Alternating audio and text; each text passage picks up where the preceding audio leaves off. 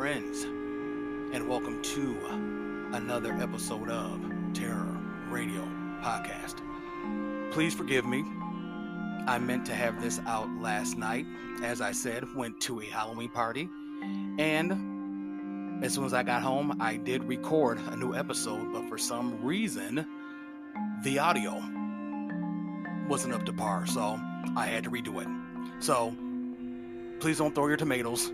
Forgive me. I am here, and let's get this party started. If this is your first time joining me, welcome. This is a podcast dedicated in bringing you the best of horror and thriller, old-time radio broadcasts, as well as original stories. I am your host, Keith, aka the Radio Show Nerd, and tonight's episode is entitled, Let's Get This Haunting Started. As you all know, I love Halloween. This is my favorite month, and I have so many goodies planned for you. So, without further ado, this is Terror Radio. The two radio series highlighted tonight are The Hermit's Cave, followed by Lights Out. Our first radio play is called Mr. Randall's Discovery, and it was first broadcasted, I want to say, sometime in 1940 on the Hermit's Cave. Following this is the radio play Murder in the Script Department, and this was first broadcasted on Lights Out on May 11th, 1943. So, you all know the drill. Sit back, turn down the lights, and listen to Mr. Randall's Discovery, followed by Murder in the Script Department. The Mystery Playhouse, a rebroadcast for the servicemen and women of the United Nations.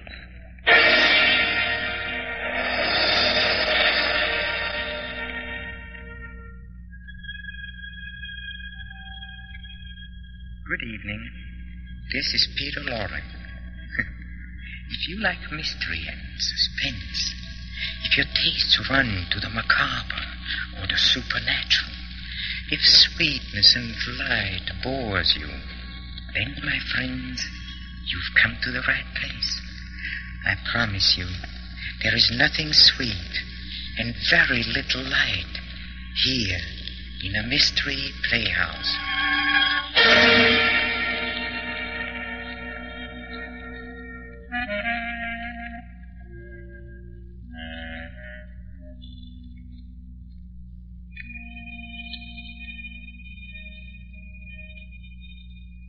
High on some lonely promontory, there lives a strange old fellow, known only as the Hermit. His home a cave, hollowed from a rocky hillside. His only companions, a pack of evil-looking, evil-smelling dogs. It has been said that no tale of mystery or horror, of this world or the next, has escaped the Hermit's knowing gaze. He knows more, the Hermit does, and he's going to tell you his latest as we take you to the Hermit's Cave.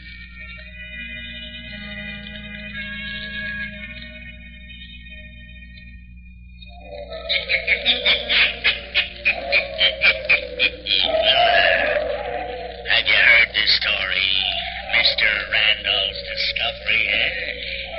And listen, while the Hermit tells you the story. But before starting, you'll have to turn out your lights. Turn them out.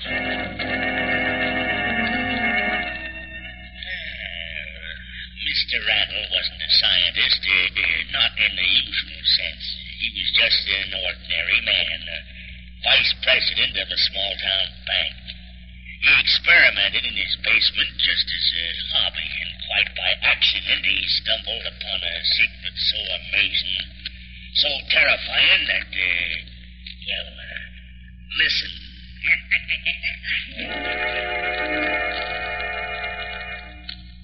Bill, Bill, a boy 18 years of age can surely think of something to do besides eat the funnies all day long.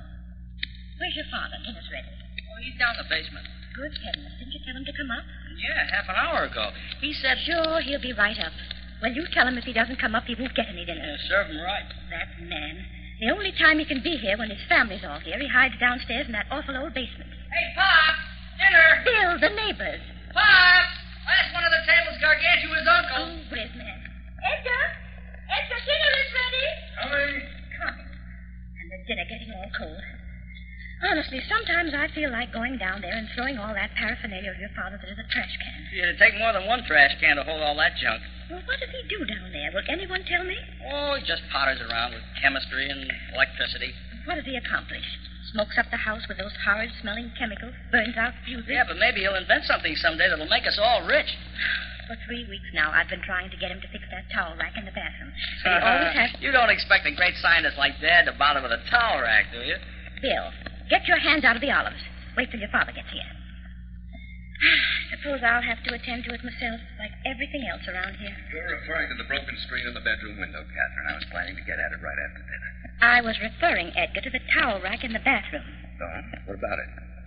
Every morning for 2 weeks I've mentioned the towel rack at breakfast, and every time you've said I'll fix it tonight. I said I'll fix it, and I'll fix it. My, everything looks good. Pass your plate, Kathy. Edgar, you haven't washed your hands. Why, they're clean. You've been fooling around down in that old dirty basement with heaven knows what. I'm not going to eat out of any dirty plates you've touched with those hands. Honestly, Edgar, you're worse than William was when he was little. I've just been adjusting some electrical equipment. I haven't been working with hydrochloric acid or typhoid germs. All right, I'll wash them in the kitchen. Getting this family down to the dinner table on Sunday is harder than doing a week's wash. And don't dry your hands on my tea towel. What's that, Kathy? I said don't use my clean tea towel. Oh, how I would like to have just one Sunday dinner where I didn't have to go around and corral you. Father's the worst of all. Where is it? What'd you do with it? What? Where's that pan of water? Pan of water I left on the windowsill. What? 3 days ago, I put a pan of water in the kitchen window. Now it's gone. Well, I threw it out. Threw it out? I was saving it for an experiment. Well, it was just a pan of water, so I poured it down the sink. Catherine, I told you to save that. It was full of organisms I was saving for an experiment. It was perfectly empty, except for the water. Microscopic organisms, amoeba, spirogyrum things. Can't see them without a microscope. Now I'll have to get some more stagnant water. Never mind your stagnant water. Sit down and eat. That makes me sore. Man can't have anything around here. No use crying over a spilled spirogyra, Bob. I was talking to your mother. Oh, I'm sorry. Now, let's not have any arguments, especially over anything so silly. Silly. That's all the credit a man gets for trying to advance science. All right, Edgar, dear. Let's postpone advancing science until after dinner. Man works all week, comes home, tries to relax with a nice, quiet hobby down in the basement where he won't bother anybody. His family throws the specimens. Edgar, I don't see why you don't take up a hobby that'll at least get you out in the open air. You're cooped up in that old bank all week, and then down you go into the basement, breathing heavens knows what kind of poison gas. Kathy, are you going to start that again? I'm not going to work with poison gas. I'm not going to blow up the house. Now, let's eat our dinner.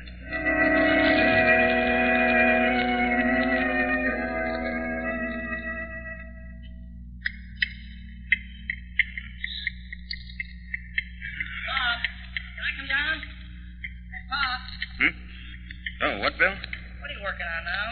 Oh, I'm to tell you the truth, son. I don't really know. Say, you've got a lot of new stuff down here in the basement, Pop. Hey, what's this? No, don't touch it. Shortwave diatherm. Yeah? How much did it cost? Hey, does Mom know about it?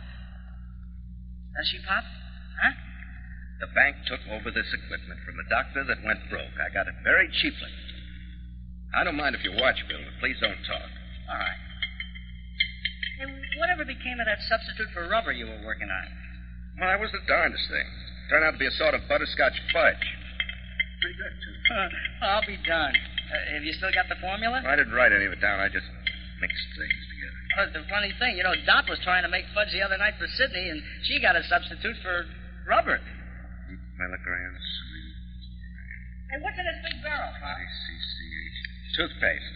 Toothpaste? A whole barrel full of toothpaste? Oh, it's not quite full. I thought I could save us some money by making our own toothpaste. So you made 20 years' supply. Oh, it tastes pretty awful. But it worked, though. Remember how stained this elk's tooth on my watch chain was? Now look. Gee, gosh, if you could only add peppermint flavor or something. Well, to tell you the truth, Bill, I'm a little tired of working with toothpaste. This new experiment has got me quite interested. Yeah, what is it? I may be wrong, but something I've worked out in that glass bottle seems to make things grow very rapidly. What do you mean? Well, last week I took some one-celled forms and put them in the bottle in that solution. Then I exposed them to some rays from the diathermy. Somehow, it seemed when I looked at them through the microscope several days later, they were 8 or 10 times bigger. A lot bigger than I've ever seen cells like that yet. Maybe you've got something there, Pop. Maybe something they can do in any of the big labs, but that's sort of interesting to me. Well, whip me up a great big amoeba, will you, Pop? I'll lay it on the zoology teacher's desk like an apple. The trouble is, I don't remember exactly what I had in the solution or the exact setting of the diathermy machine. In other words, there are too many variables. Uh-huh. Hey, you know, Pop, it's guys like you fooling around in basements that really make the important discoveries. You know, you try the impossible and accidentally make it work. Oh, really? Yeah. Pop, can I take the car? Well, all right. Be in early. Okay, Pop. Thanks a lot. Copper sulfate, 12 grams. No, better make it 14 for good measure.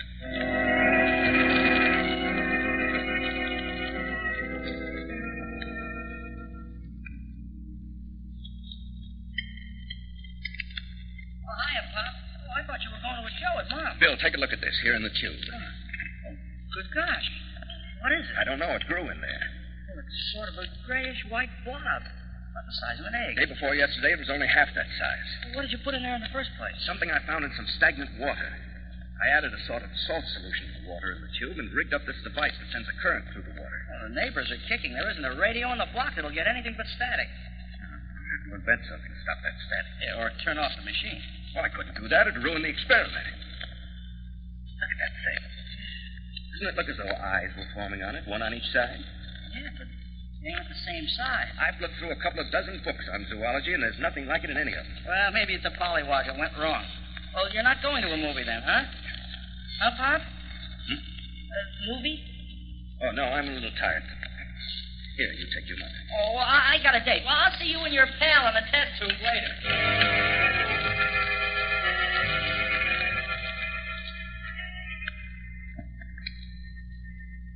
July 8th. My specimen continues to grow. It now is a shapeless mass the size of a cantaloupe, and I've had to put it in a much larger container. Those definitely are eyes on the side of it. They follow me as I move around the basement. I've taken to locking the door. The thing might alarm Kathy if she should come down here.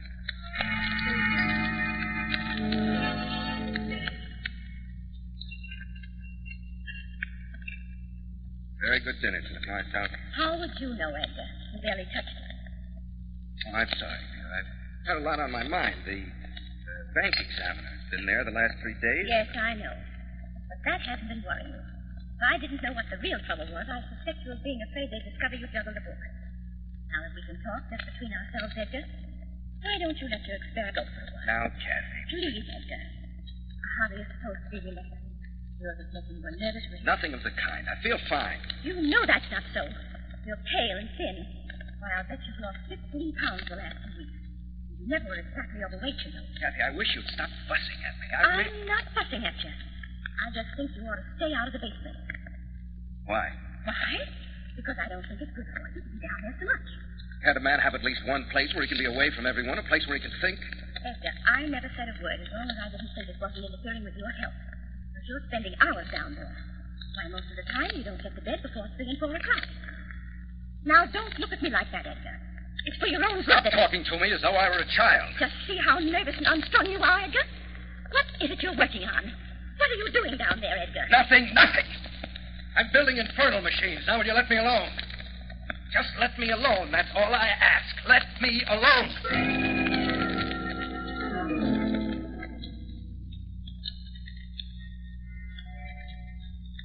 It's growing every day. This whitish bulbous lump of protoplasm. Its eyes are larger now. They don't blink, but stare. They focus on me at basement. I turned out all the lights, but I can still see the eyes. They glow in the dark with a green phosphorescence. The rest of the body, if I may call it a body, looks soft and pulpy, yet muscular like a snake's. It has no appendages as yet. No legs, no claws, just this bulbous, writhing, palpitating mass. It fills me with horror to look upon it. I should destroy it, but I can't. I owe it to science to let it develop. It seems to have stumbled upon some means of stimulating growth. It derives its nourishment from the solution in which it grew. Whether it must live in water or not, I don't know. I put a larger lock on the door as a precaution against... I know not what. The thing is helpless now. It has outgrown the large jar it was in before. It's now in a large aquarium tank sealed on all sides. No one knows it's here except me. I wonder, shall I tell someone?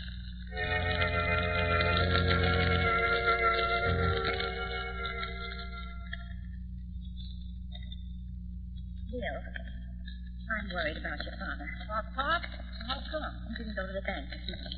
No, where is he, Beth? I wish he would. He's down in the basement. Maybe he's not going to work today. Except on next term. Bill, do you have any idea what he's doing now? No, he won't tell me a thing about it. He sure changed a lot lately. He used to like to talk about his experiments, only then none of us would listen, or else we'd make fun of him. Now, sometimes, Bill, I shouldn't say this, But what, Mom? sometimes I think your father's mind is affected. Him? Oh, no. No, he's just got interested in something. Everybody that has a hobby does it sooner or later. Well, I bet in 2 weeks he'll give the whole thing up and never touch any of that equipment again. He's heading for a nervous breakdown. Bill, I've never come across anything like this before since I've known your father. He's been hard-working, yes, but he's always had time for me and for you children.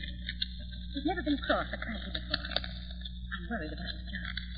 Vice president, ain't he? Yes, but even vice presidents get fired. And this not going to work, well, I'm going to see if I can find out what's the matter. You run along to school. Okay, Mom. I gotta get my book.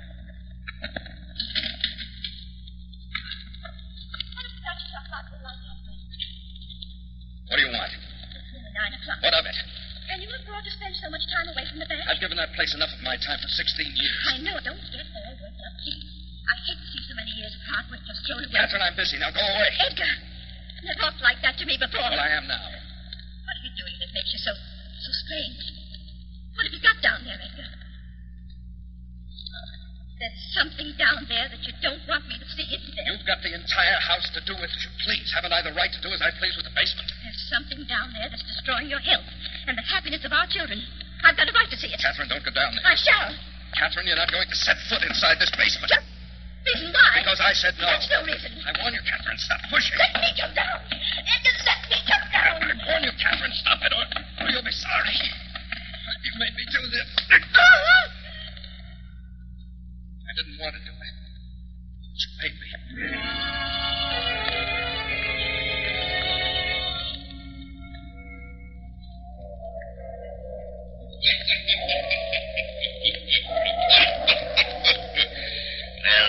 Each day, Edgar Randall went down into the basement at home, and in fear and apprehension gazed at the thing that was growing in the tank.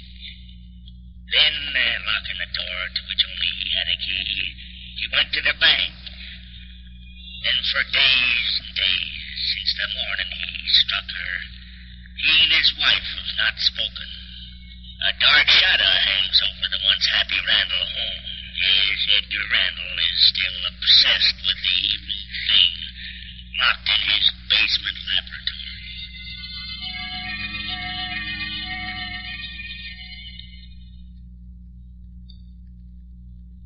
It does not need to be submerged anymore. I shut off the current in the wave machine, hoping it would die. It didn't. I exposed it to the air. It still lives. It breathes. It's now in a large tub with a heavy iron grating across it. It fills the tub and is still growing. I haven't fed it anything yet. I wonder what it lives on. It keeps staring up at me from the tub, rolling its two oily-looking eyes. One as big as the mouth of a cup, the other the size of a cow's eye. That grayish-white body is now tinged with a revolting pale green. The flesh, if it is flesh, is shot through with tiny purple veins. The entire shapeless mass writhes in the tub, wheezing in a most sickening manner.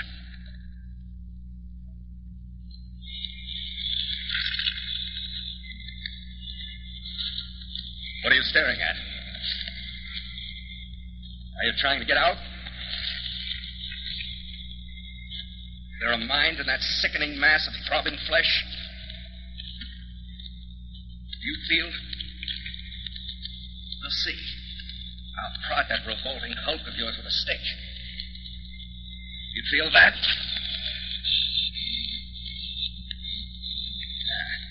You feel the squishy body draws within itself. What are you? Are you fish or an animal? Or something the like of which has never lived before? You're a hideous sight. I should have killed you when you were small, a tiny blob inside of a bottle. You can't get out. No, you can't lift that crate. You must stay in that tub. Stay till I get up nerve enough to kill you. I've got to go upstairs now. Stay there. In your tub. There in the dark.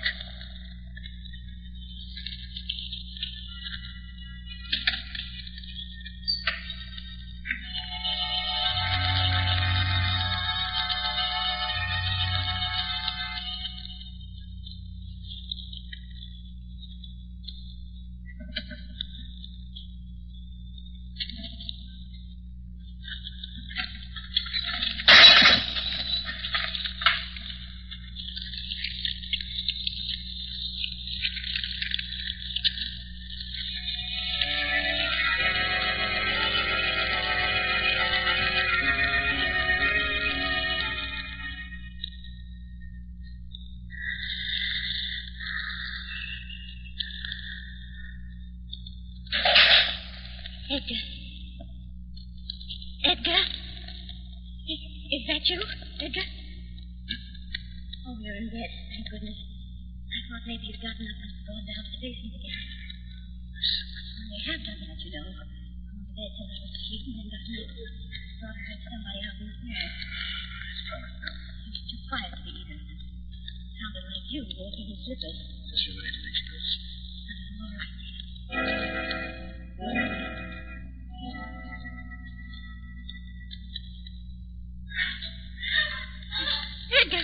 Edgar, wake up. Huh? It's Bill. I heard him scream. Oh, you were dreaming. Something is the matter. I'm going Kathy, come back to bed. Edgar, let me go. Something's happening to Bill. He's just had a nightmare, that's all. He's all right. If you don't let go of me, I've got to fix the child's all right. He's all right. You don't hear him now, do you? Well, I never heard him scream like that before. I wish you... Always getting excited. Always jumping to conclusions. Kathy, come back. Come back.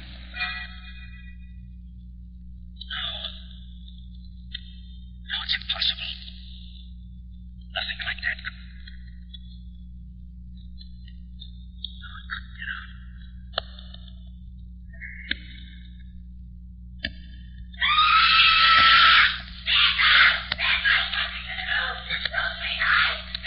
Good Lord. I'm coming, Kathy. I'm coming, Kathy.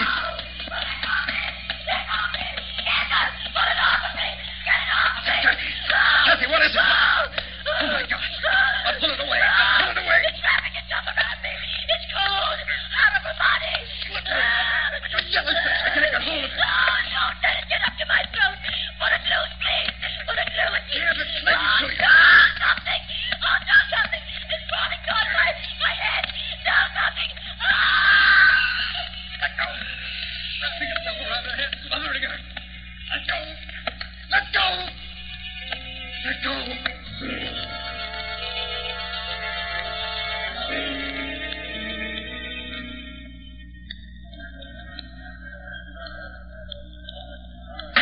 Water in the door.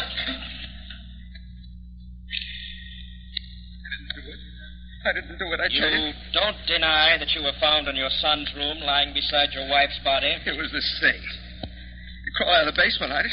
This thing you refer to, you haven't been able to describe it. Was it an animal, a snake, or what? I don't know, I told you. It was in the basement and it got out. It was in there for weeks. Had anyone seen it but you, Mr. Randall? Oh, nobody. Mr. Randall, how do you expect these intelligent men and women on the jury to believe in the existence of such a creature as you describe?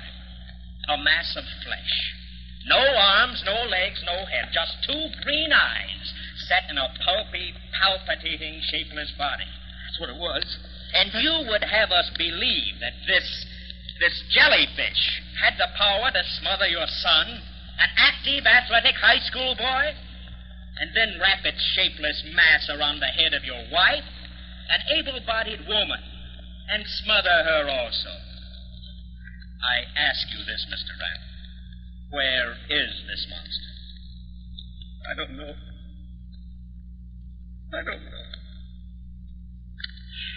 I waste my time and the time of this jury in this court. The defendant leaves you no choice, ladies and gentlemen. You must believe him. You must believe his story, this fantastic yarn about this test tube Frankenstein. Or you must condemn him. Condemn him to the death as a conscienceless killer who smothered the breath of life from his son and from the woman who was his loyal and devoted wife. Which, I ask you, are you going to do?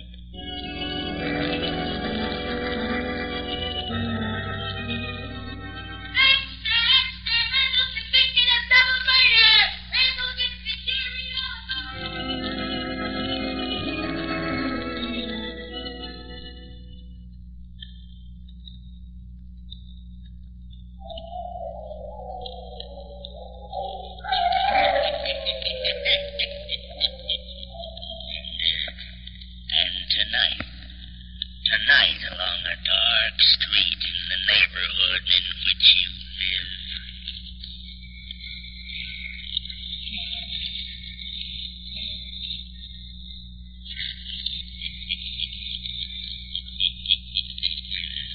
Turn on your lights. Turn them on. Pleasant fellow, didn't he? I don't think we've heard the last of him either. I have an idea that our friend the Hermit will pay us another visit soon. But wait, don't go. Not yet. Not until we visit the green room, where the players are rehearsing our next performance at the Mystery Playhouse. Follow me, please.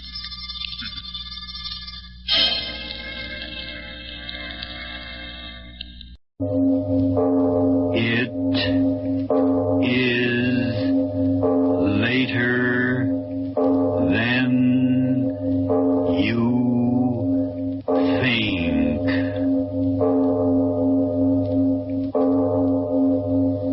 This is Arch Obler bringing you another in our series of stories of the unusual. And once again we caution you, these lights-out stories are definitely not for the timid soul. So we tell you calmly and very sincerely, if you frighten easily, turn off your radio now.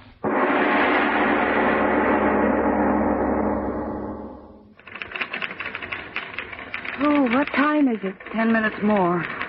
Gee, it's been a long day, hasn't it? I'll say so. If I never see another script or typewriter, it'll be too soon. You were the one who wanted to get into radio. Radio. Sitting at a typewriter 8 hours a day, making stencils. You were the one who said it'd be a shortcut. Some director'd walk into the script department, see you behind that typewriter, and say, where you been all my life? Mary, stop it, will you? You think you're so cute, I don't see anyone whining. Bernice, Mary. After all, this is a place of business. Yes, ma'am. I don't like to be the disciplinarian, but this is the third time that I've found you quarreling with each other rather than working. We weren't quarreling. Perhaps not, but it sounded like it. You're setting a very unfortunate example for the other girls. I'm going to ask both of you a simple question. Do you or do you not want to continue working here? Oh, we do. Yes, of course we do. Very well. No more of this nonsense, then. There's a script that must be mimeographed first thing tomorrow morning, so the stencils will have to be out tonight. It shouldn't take you long. What's the matter with you girls? Have you any objections to working late tonight? Oh, no, I'd love it. Very well. All right, the rest of you girls, time to go home. Yes, I'd love to stay overtime if I could type over her dead body. Hush, hush, she'll hear you. Here's the script, girls. 20 pages. Divide it up between yourselves. Yes, ma'am? When you're through, leave the stencils on my desk and lock the door behind you. Yes, ma'am. Well, good night. Don't forget to turn out the lights as you go. Yes, ma'am. All right, girls, let's get out of here quickly so that Bernice and Mary can finish their work. All right, come on, meet here. Of all the knock-kneed, blab-eared, long-necked, pot-heeled... Oh, stop it, will you? Let's type the darn thing off and get out of here. Well, what do you know? What's the matter? Look at the script we're supposed to type. Lights out. One of those things. Yeah. So what? I don't like to type them. They scare me. Are you kidding? Typing's typing, no matter what you're typing. Well, not if it's one of those lights-out plays. Blood and people dying and murderers and worms. Ooh, Forget it. Just words on paper. It scares me. Type with your eyes closed. Oh, you listen to this. Note to the sound department. At this point in the play, I want the sound of a body being turned inside out.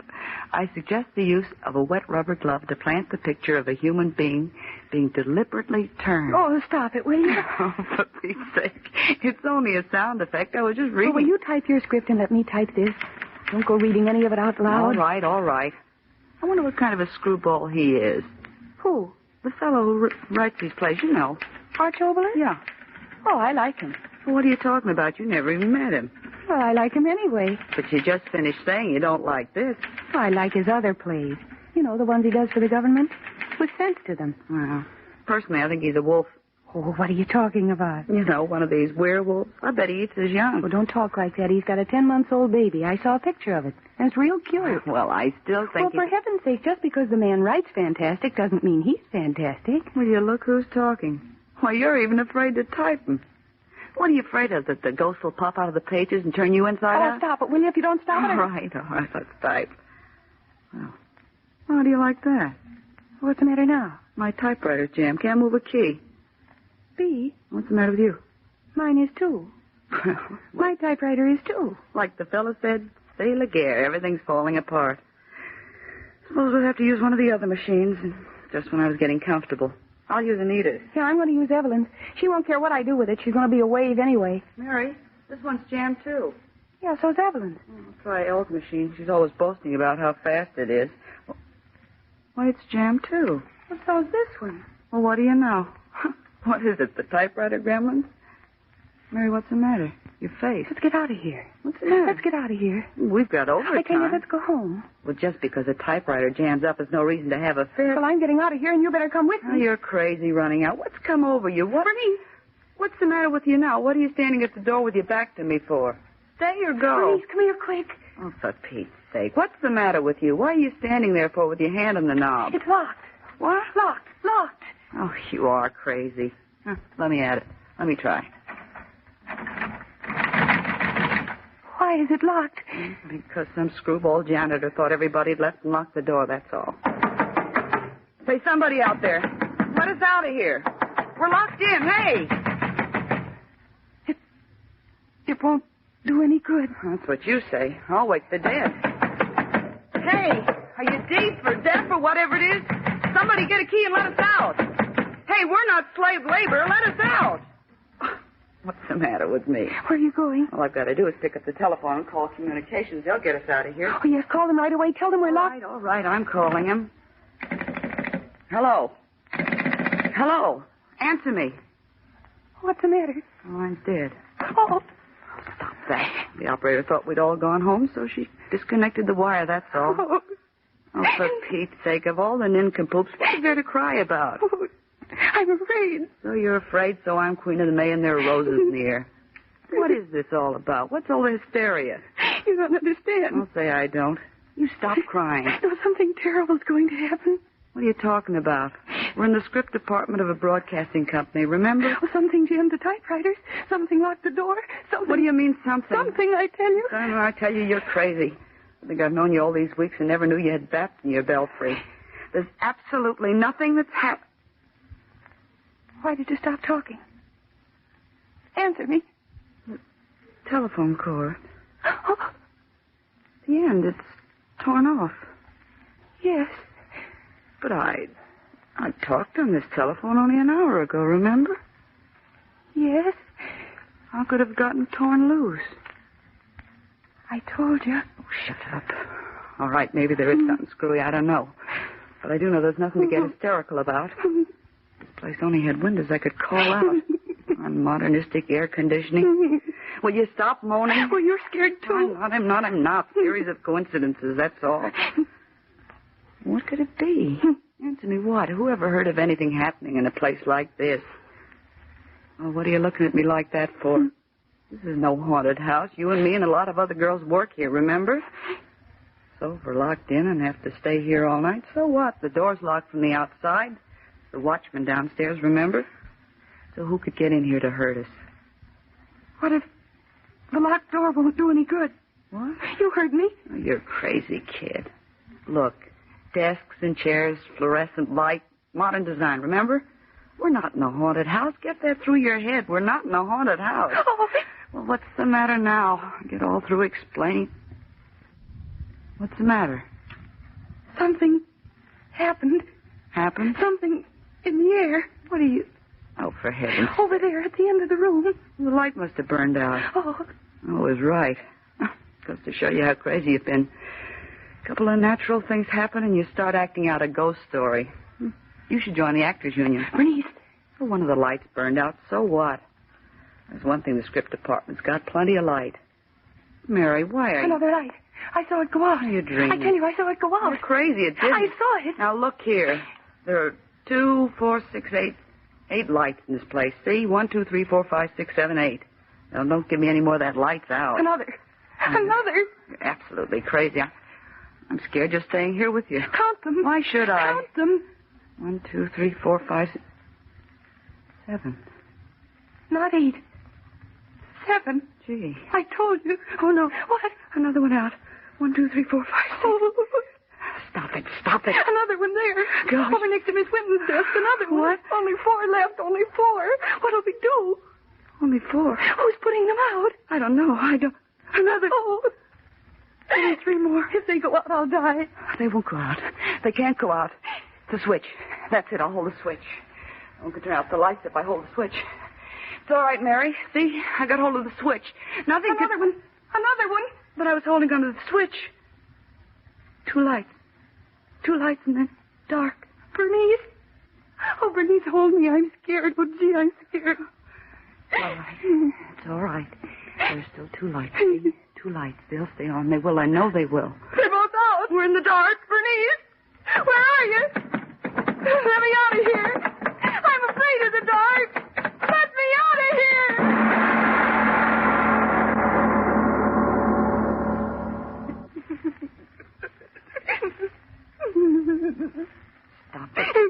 Stop it. It's bad enough without you driving me crazy.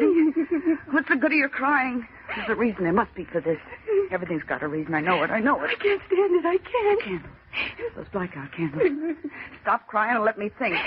Miss Winton had some blackout candles in her desk. I know she did. Oh, don't leave me alone. Don't leave me in the dark, Bernice. Will you stop it? I found them. Candles and matches. There. 3 candles like this one. And this one. See? Plenty of light now. Who's there? Nobody. There's a reason for everything, I tell you. I know what it is. What? The electricians, that's it. The electricians didn't know we were up here, and they were testing the lights. They'll go on any minute. Wait and see. You think so? Of course. Look, what'd I tell you? There they go on again. Look at the ceiling. Oh, no. Green. Light now is green. Green. All the lights. Green. You lied to me. You said it was the electricians. Look at the light. It's green. It makes your face look green. You look dead. You hear me? Dead. You'll be dead and I'll be dead. We'll be dead. Stop it. You're not going to drive me crazy. Just because there's something wrong with the electricity. You look around. Everything's all right. Nothing's wrong here. Nothing. Is that typing? I heard typing. So did I. Typing? We just must have imagined. Typewriter. Look at the typewriter. Typing. And there's no one.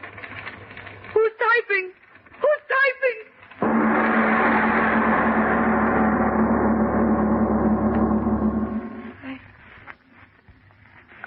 I'm so tired. Me too.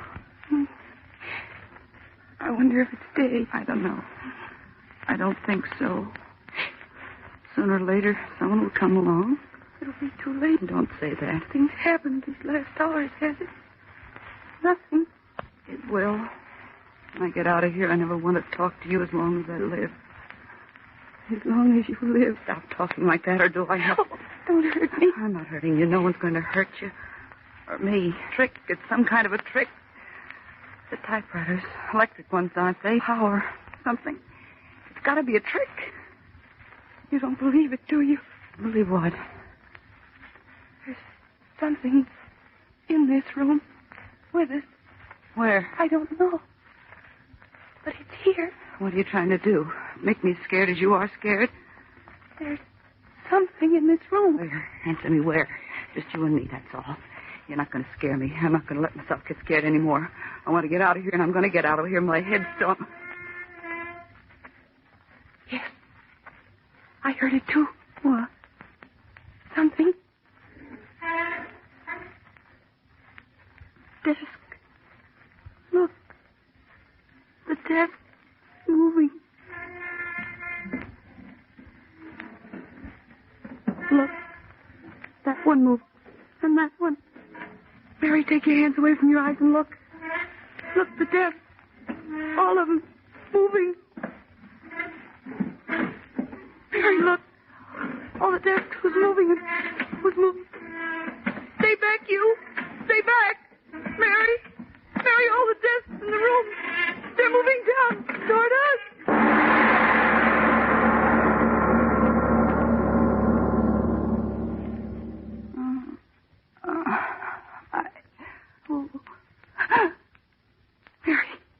Mary, open your eyes, open your eyes. Please. You're not dead. You can't see. I'm all right. Oh. I thought... I'm all right. But what happened? You fainted. Did I? Yeah. The desks. They're all around. All around. You're the one who's scared now, aren't you? Right. I am. I am. I'm not. Not scared. You? No. It's very nice. Oh, what's very nice? You know. What? I don't know what you're talking about. You know. I don't know. Tell me. So warm. What's warm? The sun. So warm. Sitting in the sun. What? Nice when the sun is warm, isn't it? I always wanted to sit in the sun. Oh, no. You can sit in the sun if you want to, Bernice. It's all right. Mary. Mary. You don't have to shout. We'll go home soon. As soon as the sun goes down. We'll go home. Oh, Mary. I was scared before. Wonderful the way it is now. Out here in the sun. There's no reason to be scared when you're sitting in the sun. Oh, Mary, I'd rather you'd be afraid. Do you hear me? I'd rather you'd be afraid. No. The sun. There is no sun. We're right here where we were in the office. And the light is still green, and the desks are moved all in around us. And we can't get out. Mary, be scared. Please stop looking at me the way you are and be scared. You say we're not sitting in the sun? No, no. You must be crazy, Bernice. Because we are sitting in the sun. Are you crazy, Bernice? All right. If that's what you want. We are sitting in the sun, dear. I knew it. I used to be so scared. Now I'm all right. You were right before. When you said there was someone in the room. There is. I can't see anyone. But there is someone. The sun is so nice. First the typewriters. And then the lights. And then the moving desk. And now waiting. Who's waiting? It's waiting. Will we go home soon? Yes, When? soon. I think very soon. I was very scared. Yes. When you get scared enough, you can't get scared anymore.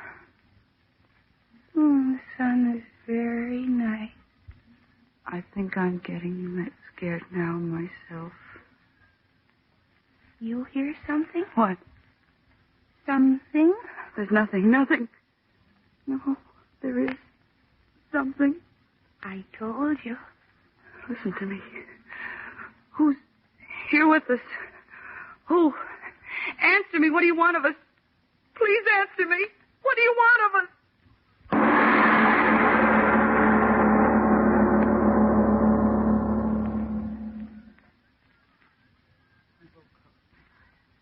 I will sleep. Like Mary's asleep. When you sleep, you don't think. I'm not going to think anymore. If I think about it, get like Mary is. No, I won't think. Sit here till morning with my eyes shut. And when it's morning, they'll get here. I'll be all right. I'll be all right. Eyes closed. Green light still shines through my lids. How could green light turn when... No, stop thinking. Gotta stop thinking. Green light through my lids. Go. No light. Open my eyes. Dark. The lights are gone. Dark again. Mary, wake up. Mary, the light. Please wake up. I'm not asleep. Oh. I thought. Sun is very nice. Isn't it? The sun. You still think... Mary, don't you know? Can't you see we're sitting in the dark? Dark. Stay close to me. If day'd only come. I know. He'll be here soon. Who? In the dark. He'll be here. Who are you talking about? Who? Any minute now. Do you hear him? Here? I think he's coming now. Yes. He is. No, please, no. You're right. It is dark. Very dark. His kind of dark. Stop talking like that. You can't stop him. No one can stop him. What's the use of being afraid? If someone had only come. I've been telling you. Someone is coming. Right now. And he's sitting on the desk looking at it. I'm glad he's here. He'll make my head stop hurting. He'll take me home. The floor. It's lifting. Yes. I feel it. The room. It's turning. Stop it. Stop turning the room. Let me out of here. Let me out of here.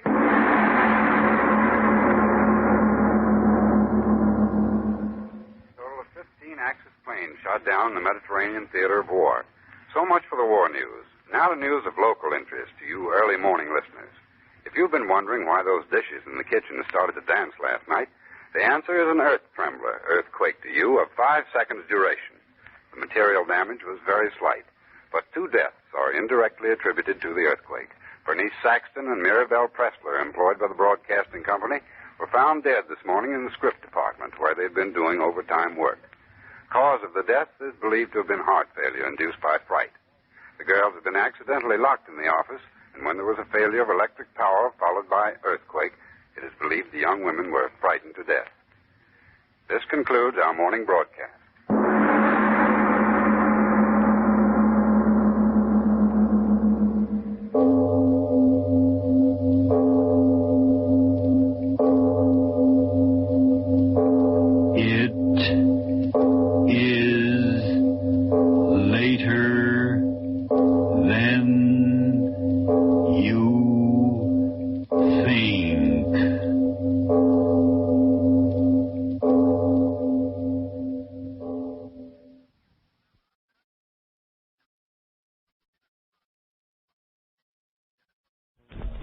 Ionized Yeast presents Lights Out, everybody.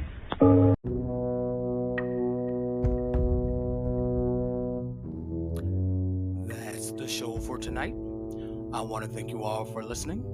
And remember, you can find me on Facebook at facebook.com/terror1970, or you can find me on Instagram at Radio Show Nerd. And if you want to drop me a line, make a suggestion, say hello, hey, even a critique, respectfully, please feel free to email me at radioshownerd@gmail.com. I also have a YouTube page, Terror Radio. Please check it out. Subscribe. Share and like the videos. Will be highly appreciated. Again, this is your host, Keith, better known as the Radio Show Nerd, signing off.